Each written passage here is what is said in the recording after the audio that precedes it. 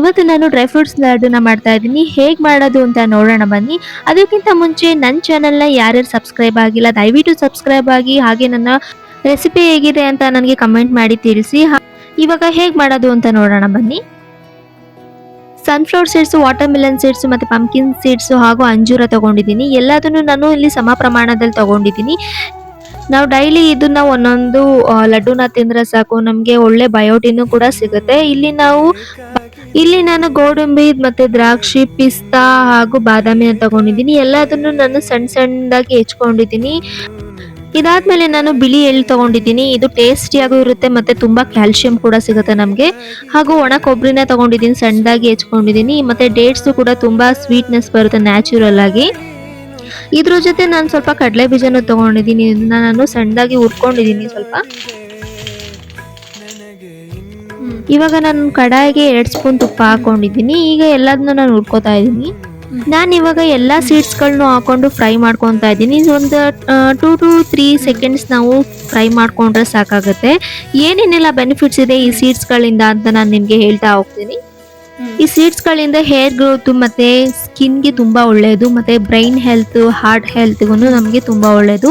Weight management ಮಾಡೋದಕ್ಕೆ ನಮಗೆ ತುಂಬಾ ಹೆಲ್ಪ್ ಮಾಡುತ್ತೆ. ಮತ್ತೆ ಪಂಪ್ಕಿನ್ ಸೀಡ್ಸ್ ಅಲ್ಲಿ ತುಂಬಾ ಪ್ರೋಟೀನ್ ಇದೆ. ನಾವು ಡೈಲಿ ತಗೊಳ್ಳೋದ್ರಿಂದ ಯಾರಾದ್ರೂ ಮಸಲ್ಸ್ ಗೇನ್ ಮಾಡೋರಿಗೂ ನಮ್ಗೆ ತುಂಬಾ ಹೆಲ್ಪ್ ಆಗುತ್ತೆ. ಡೈಲಿ ಈ ತರ ಲಡ್ಡುನ ತಿನ್ನೋದ್ರಿಂದ ನಮಗೆ ತುಂಬಾ ಬಯೋಟಿನ್ ಸಿಗುತ್ತೆ, ಹೇರ್ ಗ್ರೋತ್ ತುಂಬಾ ಚೆನ್ನಾಗಾಗುತ್ತೆ. ಬೇಕಾದ್ರೆ ಟ್ರೈ ಮಾಡಿ. ಬಾದಾಮಿ ಕೂಡ ಅಷ್ಟೇ, ನಮಗೆ ಬ್ರೈನ್ ಹೆಲ್ತ್ಗೆ ತುಂಬಾ ಒಳ್ಳೆಯದು, ನೆನಪಿನ ಶಕ್ತಿ ತುಂಬಾ ಚೆನ್ನಾಗಾಗುತ್ತೆ ಡೈಲಿ ತಿಂತಾ ಹೋದ್ರೆ. ಹಾಗೂ ಹಾರ್ಟ್ ಹೆಲ್ತ್ಗೂ ತುಂಬಾ ಒಳ್ಳೆಯದು, ಮತ್ತೆ ಹೇರ್ ಗ್ರೋತ್ಗೂ ತುಂಬಾ ಒಳ್ಳೆಯದು.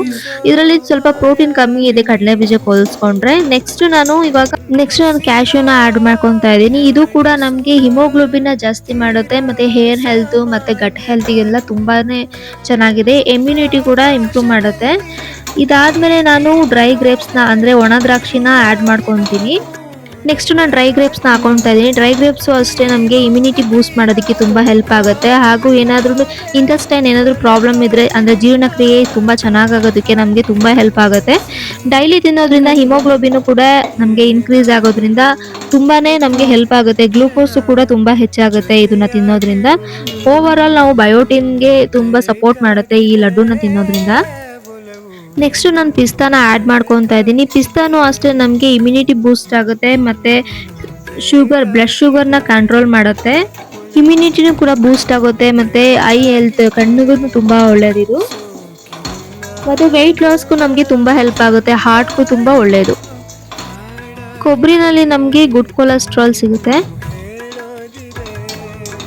ನೆಕ್ಸ್ಟ್ ಅಂಜೂರ ನಮಗೆ ಆಲ್ಮೋಸ್ಟ್ ಹಿಮೋಗ್ಲೋಬಿನ್ ಜಾಸ್ತಿ ಮಾಡೋದಕ್ಕೆ ಹೆಲ್ಪ್ ಆಗುತ್ತೆ, ಮತ್ತು ಇಮ್ಯುನಿಟಿ ಬೂಸ್ಟ್ ಆಗುತ್ತೆ. ನೆಕ್ಸ್ಟ್ ನಾನಿಲ್ಲಿ ಬಿಳಿ ಎಳ್ಳನ್ನ ತಗೊಂಡಿದ್ದೀನಿ, ಸೆಸ್ಮೆ ಸೀಡ್ಸು. ಇದು ತುಂಬಾ ಒಳ್ಳೆಯದು ಯಾರಿಗೆ, ಲೇಡೀಸ್ಗೆ. ಯಾಕೆ ಅಂತಂದರೆ ಬೋನ್ ಹೆಲ್ತಿಗಂತೂ ತುಂಬ ಒಳ್ಳೆಯದು.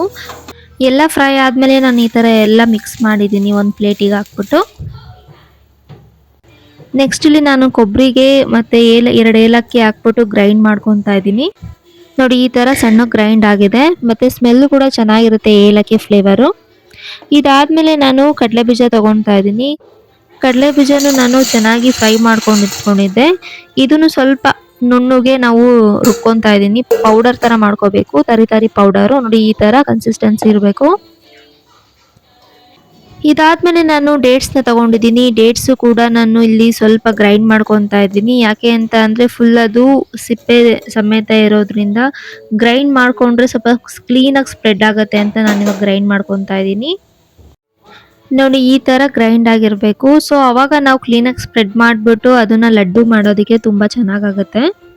ಮತ್ತೆ ನಾನು ಕಡಾಯಿಗೆ ತುಪ್ಪ ಹಾಕೊಂಡು ಏನು ನಾನು ಆ ಡೇಟ್ಸ್ನ ರುಬ್ಕೊಂಡಿದ್ನೋ ಅದನ್ನ ಕ್ಲೀನಾಗಿ ನಾವು ಫ್ರೈ ಮಾಡ್ಕೋಬೇಕಾಗತ್ತೆ. ತುಂಬಾ ಚೆನ್ನಾಗಾಗುತ್ತೆ ಫ್ರೈ ಮಾಡಿಕೊಂಡ್ರೆ. ಟೇಸ್ಟು ಕೂಡ ತುಂಬಾ ಚೆನ್ನಾಗಿ ಬರುತ್ತೆ.